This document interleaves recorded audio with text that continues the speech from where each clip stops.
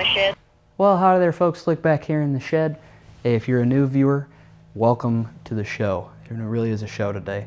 If you're a returning viewer, hey, glad to have you back. Thanks for being here. So today we are working on the old tow pig, the daily driver, whatever you want to call it. My truck. Served me well. She's good. Though you need to do your routine maintenance to keep them good, right? Well, what you will see, and what I think I'm titling this video is something to the effect of the 30-minute job that ended up being several days. I don't know, something like that. She just hit about 100,000 miles not too long ago. This is a 2014 F-150 XLT. And you know what? It does everything a good truck should do for you. It's reliable, but the way to maintain that reliability is you need to do your routine maintenance and preventative maintenance, okay? I believe the service manual states that your spark plug should be changed at 100,000 miles. Well, I had to go on a trip that I've now since taken, but right before that trip, I needed to change the spark plugs because I could tell it was bothering me. I knew I needed to do it.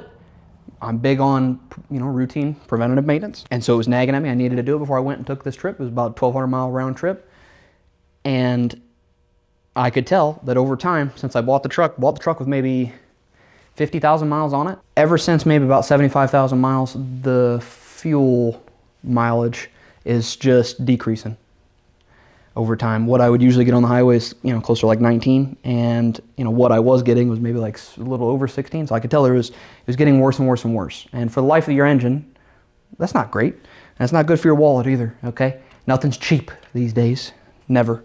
So I made the mistake of changing the spark plugs or before I left on the trip. How about I just show you that now so you can see where we started and where we're at, okay? So I'll see you when you're back.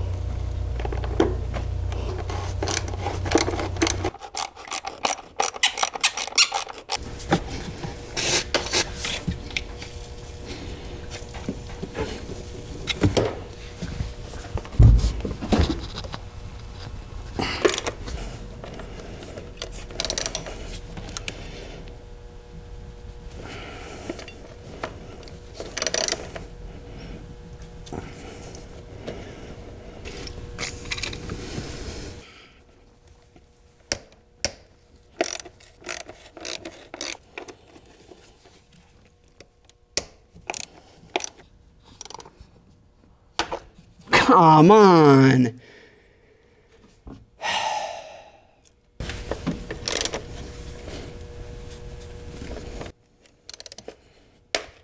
Nice. All right.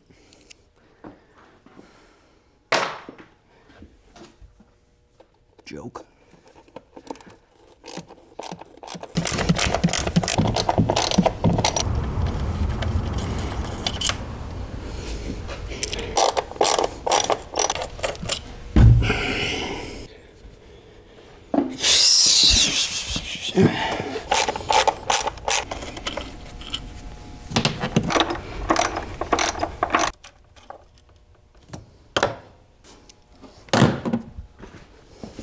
Yikes.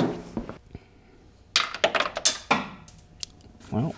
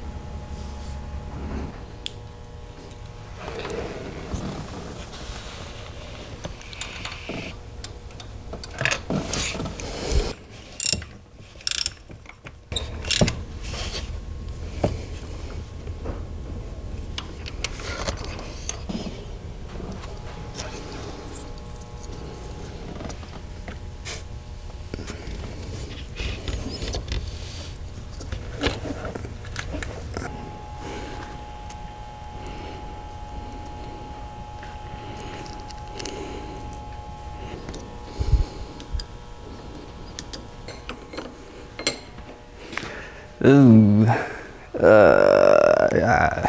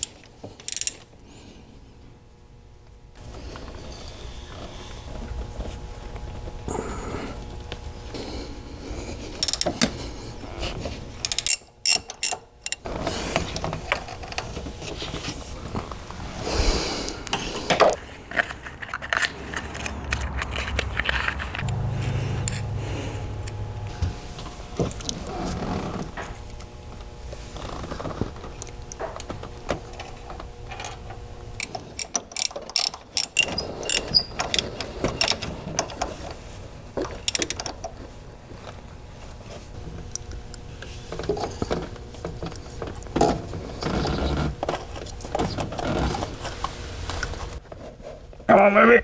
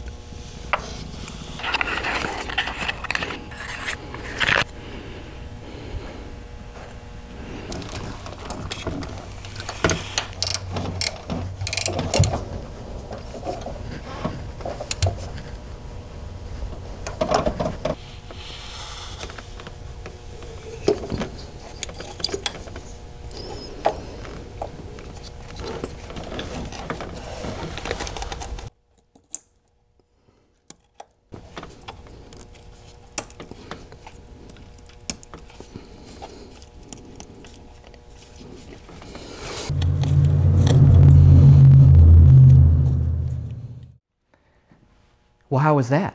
Yeah, a little frustrating for me.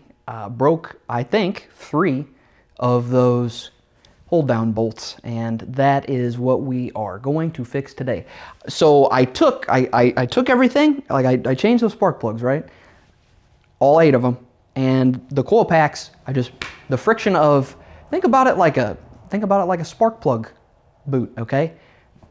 It's literally the friction between those two, the coil pack and then the spark plug, the friction of them being together is what held the coil packs on. Not unlike a typical spark plug wire and, you know, the boot onto a spark plug. It was same concept, right? I think the whole reason you have those hold down bolts on there is just to ensure that little seal at the top of the coil pack isn't going to allow moisture in there, things of that nature, dust, etc. So long term, yes, you wouldn't want to be driving on it, you know, with no hold down bolt. But now speaking from experience, you can at least drive 1,200 miles with not a single cylinder coil pack having a hold down bolt. So do with that information what you will. I'm not saying that you should. Don't go out and do what old Slick does, but if you needed to, because you're about to go on a trip and you made the mistake of thinking you could get those, just do a simple spark plug job right before you go. Well, here's your fix. So I'll shout out the fella's name who I saw this process from if it works as intended. But what we're going to try to do is heat up the portion of the hold down bolts that are stuck in the plastic valve covers. Heat that up. It's stuck inside of an insert that is basically molded into this plastic. Heat that up so it bubbles a little bit, you know, the surrounding plastic, and then we pull that out. You'll see what I'm doing. Just why don't we start, and you'll get it as we go. All right, wish me luck.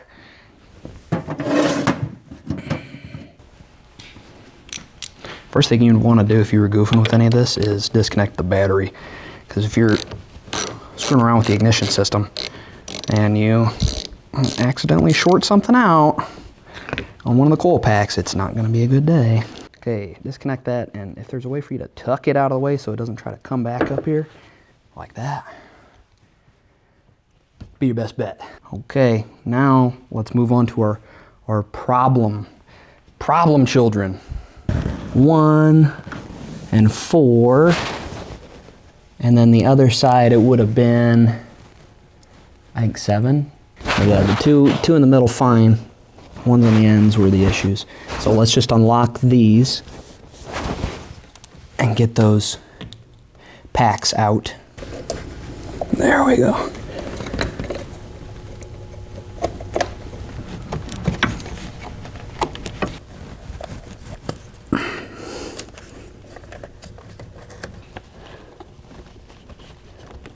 There, jeez. Okay, and we'll set these to the side. I was lucky enough that they just broke right below the hold down itself, or within rather, so that I still have something to grab onto to pull out. This is gonna be interesting. What we're gonna try to do is use a household torch. This is otherwise called a kitchen torch, creme brulee torch, whatever. If you have one of those, I think they call them induction heaters, magnetic heaters, whatever. Use, I believe, magnets. Again, a coil and a loop. The cheapest ones you can find are at least $200, and those are the cheapos on Amazon. That have a circle at the end of it. You turn it on, it would heat up a stuck bolt, in this case a bolt stud or what have you. It applies heat using those magnets to heat that up, get it unstuck or remove it, whatever. Well, same purpose. You can't just use a normal blowtorch, propane torch, MAP gas torch, whatever, to heat this up and then pull it out, because that has a too large uncontrollable flame that would melt this plastic valve cover. So instead you use a smaller torch which has a more, a smaller flame that you can manipulate and control a little bit better. This is the lowest setting. It looks like absolutely nothing. A little bit larger, larger, larger. That's all I got. So we'll see if we can finagle that and put it right into the tip there. The point or the goal here is to heat that up, and this is connected to a thread, like a softer metal insert that is molded into that plastic. So we're going to apply as much heat as we can until we start to see the outside plastic around that insert bubble just a little bit, and then we will be able to remove that entire insert. Then I can take the inserts and get the broken off studs out of them using a vise on the bench instead of trying to fix it here in the engine bay. So that's the goal. We'll see how that works. I got 3 times I need to do it. I am most concerned about doing this guy here at the end, just because I don't have a lot of space, but we'll make it work. So let's we'll try it. I'm gonna see if I can get all of them out first, the 2 on this side and 1 on the other, and then we'll fix them all at once on the bench. Wish me luck. Let me get some pliers ready. That I think I can deal with.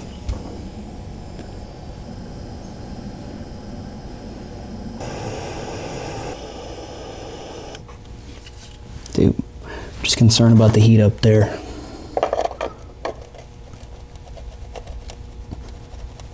Yep, so we need to be able to heat this up down here without heating up our valve cover up here just a little bit more.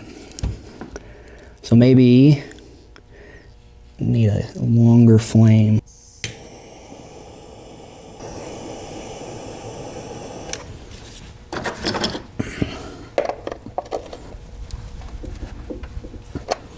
No, not there yet.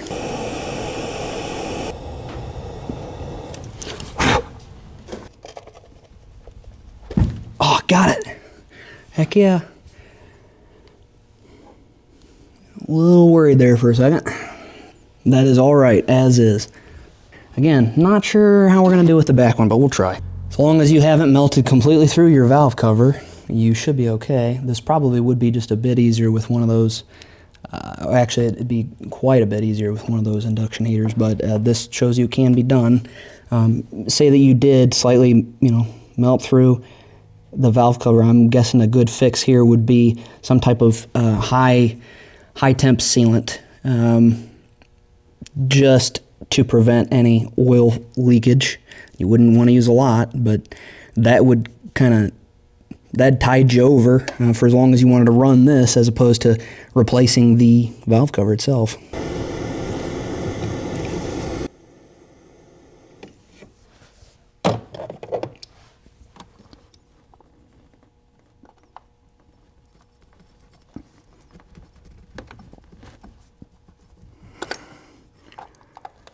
It's close.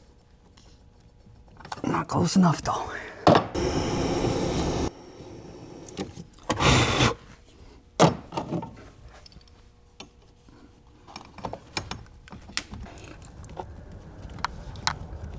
There. Whew, really had to work for that one. Hold on there. Okay, now we got one more that broke off on the other side, so let's go take care of that. Well, I did not have the camera running when I did the third and last one on the passenger side, but you gotta take my word for it, it went a lot better than even the first two. Wouldn't say I perfected it, but the pucker factor is now down from 10 to a solid 4, so we are moving in the right direction. Let's see if we can save the inserts that I've removed and get the old broken bolts out of them. Otherwise, I'll have to buy new inserts. I'm guessing you can get them, but I don't know how much they cost. And we're trying to save some moolah here. So wish me luck again. So what we're gonna do, take the old rusty part, stick that down into the vise, have that hold for us. Okay. Now, we can actually use a blowtorch, heat this up, and then we're just gonna basically undo the insert from the bolt. But that's the goal anyway. And you know what? Penetrating fluid along with that never hurt, okay? We still gotta clean up the workbench, it's coming.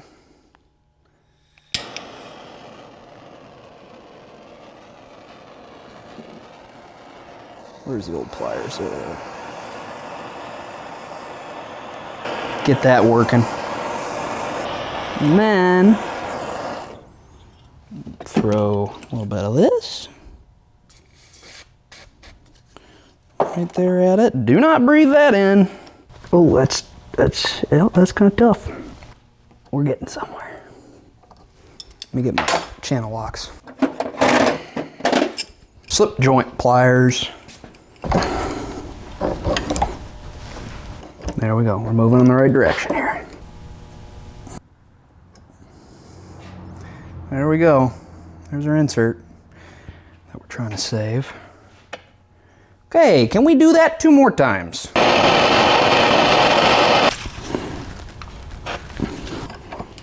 This one's coming a lot easier than the other one did.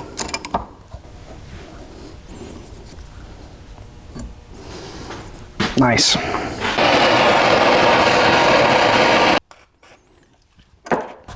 Yep. Ta-da! All right, I think we saved all 3 of those inserts. Okay, I want to chase the threads on all 3 of those inserts, and then the rest of the inserts that are still in the engine, we'll chase those with a, I'll just use a tap. Could use the new bolts that we got Could use that as a chase if you'd like. Up to you. A note on any new bolts that you buy. The old ones, well, maybe I tossed them too. Oh, nope, they're right in front of me again.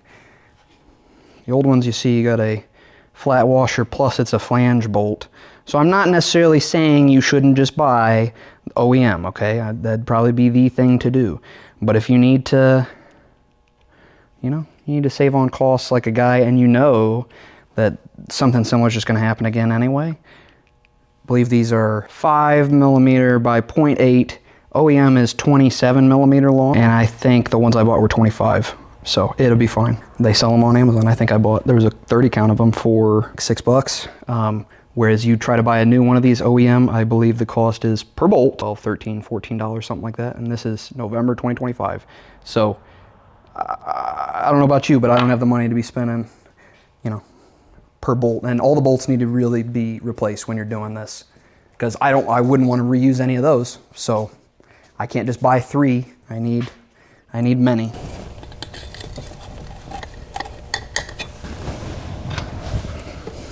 Let's see here.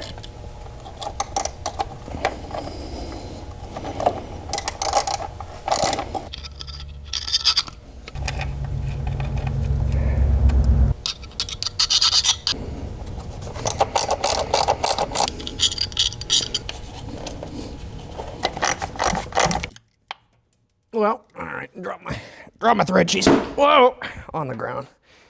And almost just fell and broke my neck. All right. All a day's work. You know, the old milk crate step stools, great until you just catch the edge of it. Oh boy. This is a young man's game.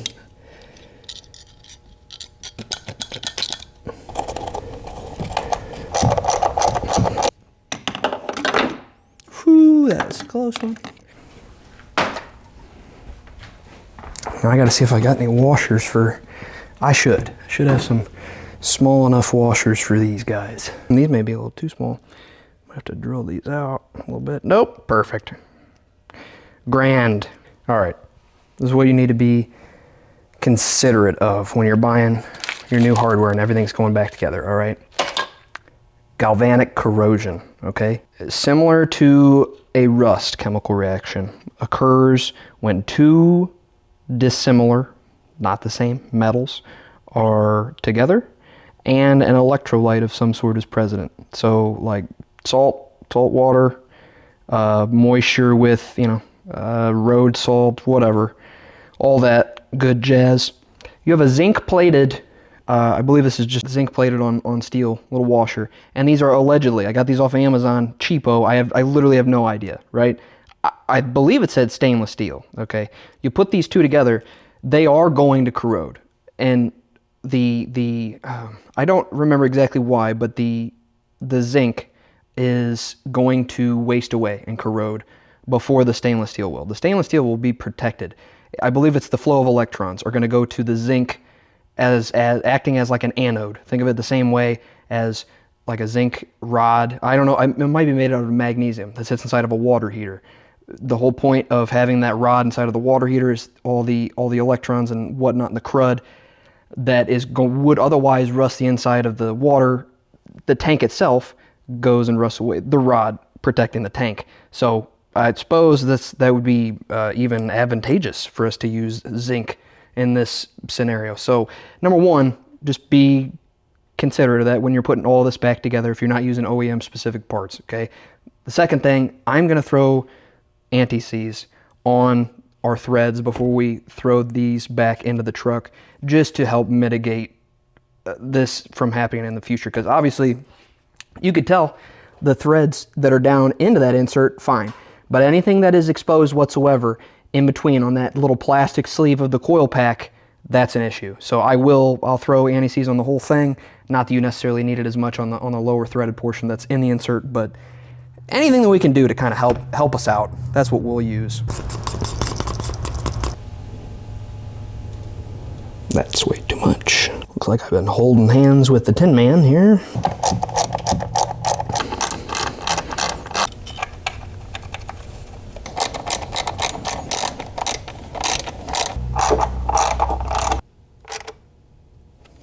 All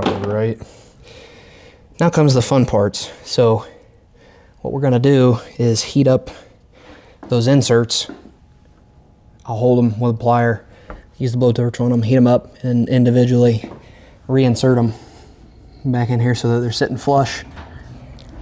And then we have to wait, probably hold it for 45 seconds or so till it'll cool and seep back inside that plastic, have the plastic kind of reattach itself to that mold insert. We'll do the best we can. I just need to have it, you know, somewhat secure so it'll hold the bolt down. That's it. So we'll try our best. Doesn't need to be cherry, but try that. Don't want to go crazy with it. I don't think I did that for longer than 15 seconds.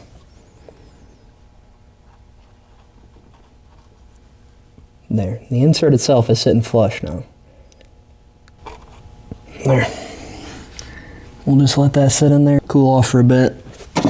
And while that one's cooling, I'll do the other two.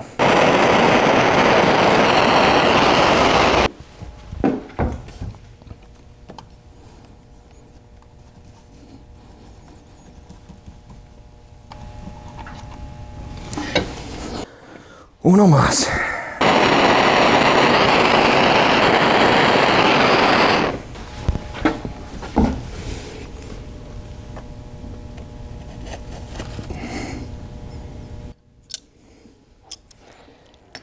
Cool. Put our coil packs back in. Coil pack.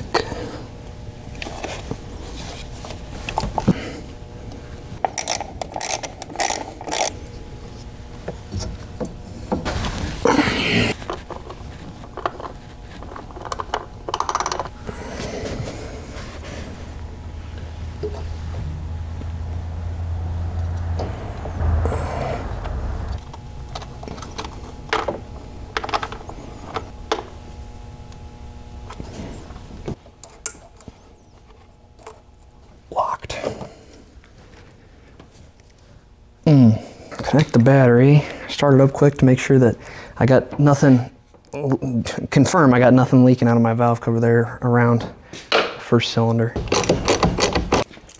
Oh, yeah, since we reset the battery, I've defaulted back to kilometers.